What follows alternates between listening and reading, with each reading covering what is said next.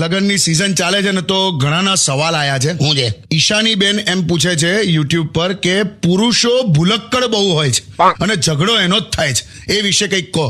વાત સાચી છે. એમ નામ યાદ ના રહે, નંબર યાદ ના રહે, તારીખો યાદ ના રહે, કંઈક કીધું હોય ને કંઈક લઈને આવે ઘેર, પ્રસંગો ભૂલી જાય. આ બધું તો ખરું, સાચી વાત છે. અચ્છા, એટલે તમે એગ્રી થાવ છો ને? એટલે આ તો ઠીક, સુંદર સ્ત્રીને જોઈને તરત ભૂલી જાય કે પોતે પરણેલો છે. અને આ ભૂલી જવાના કારણે ઝઘડો થાય છે, એ વાત સાચી. પણ બેન, તમને એટલું પણ કહી દઉં કે પરિણામે છેલ્લે ઝઘડામાં પુરુષ હોય છે જ ક્યાં? કેમ એટલે?